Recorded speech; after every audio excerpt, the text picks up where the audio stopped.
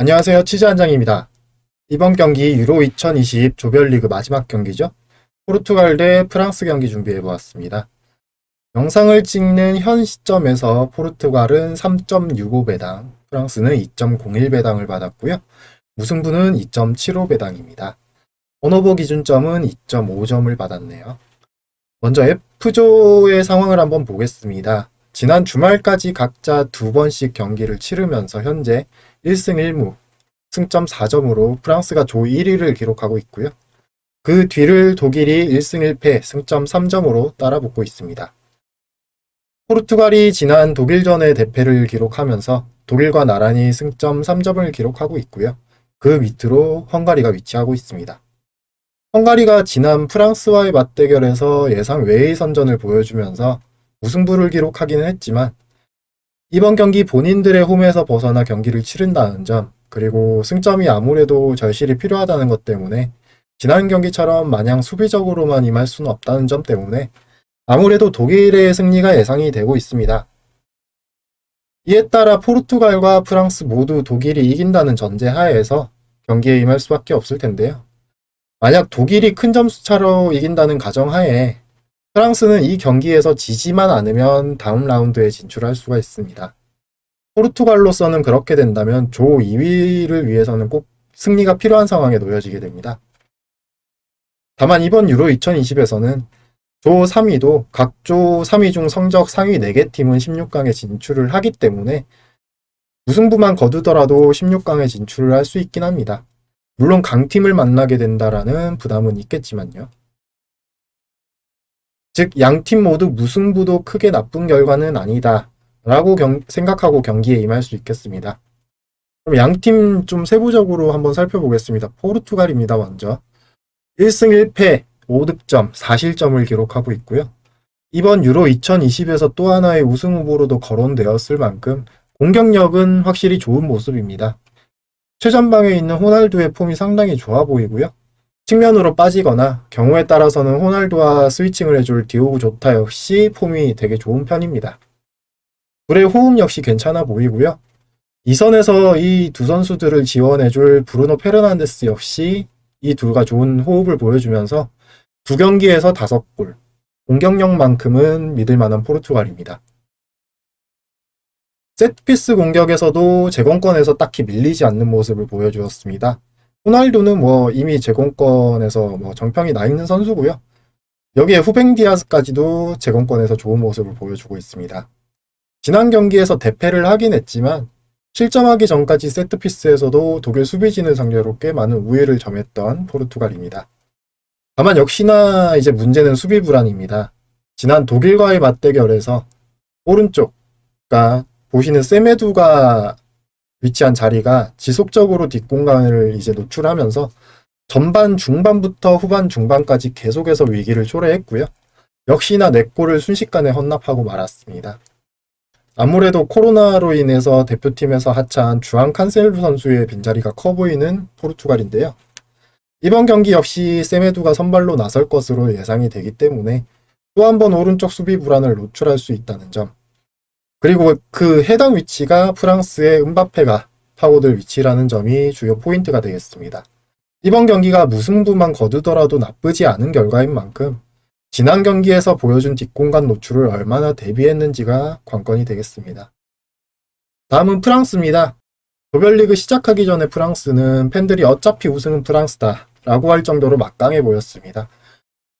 하지만 이제 막상 뚜껑을 열어보니 문제가 많습니다. 최전방의 벤제마의 컨디션이 썩 좋아 보이지가 않고요. 물론 나이도 나이겠지만 리그에서 보여주는 그런 훌륭한 연계나 결정력이 보이지 않습니다. 지난 헝가리전에서도 이제 잦은 돌파 미스나 패스 미스를 기록하기도 했고요. 결정적인 찬스 역시 놓치는 모습을 보여주었습니다. 아무래도 몇 년 만에 복귀한 대표팀 경기이다 보니까 아직까지 손발이 맞지 않는 듯한 모습을 보여주고 있습니다. 개인적인 생각으로 대표팀 내에서의 득점과 연계 능력은 오히려 벤제마보다 올리비에 지루가 좀 더 나을 수도 있다라고 생각이 되는데 문제가 하나 생겼었죠. 조별리그 시작 전에 음바페와의 언쟁으로 불화설이 존재하고 있습니다.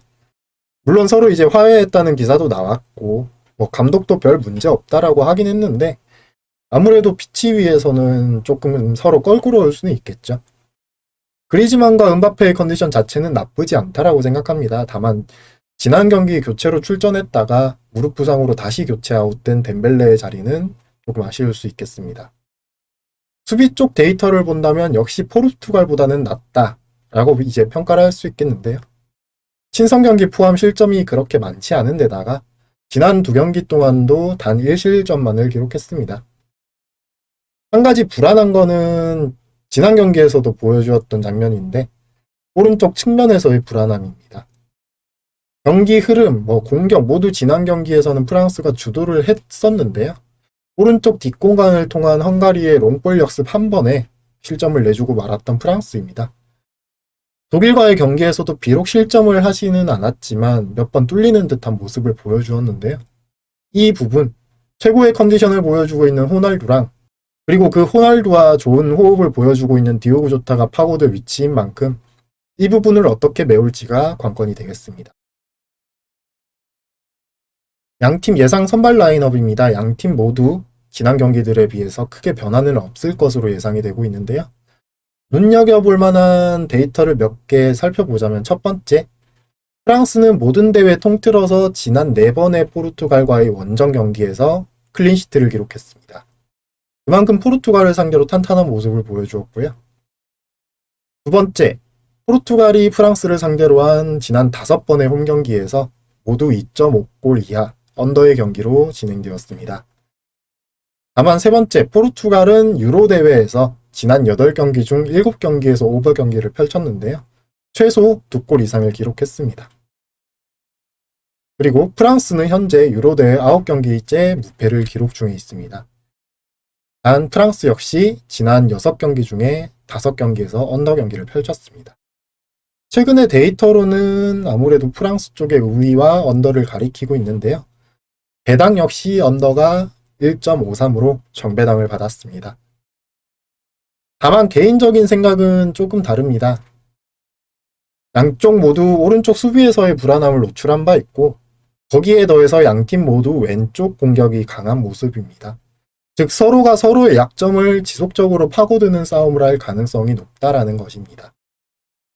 여기에 더해서 포르투갈의 수비 불안과 집중력 저하가 꽤 심각한 상황인 만큼 만약 선제골을 프랑스에게 내준다면 오히려 더 공격적으로 나올 수도 있는 포르투갈입니다.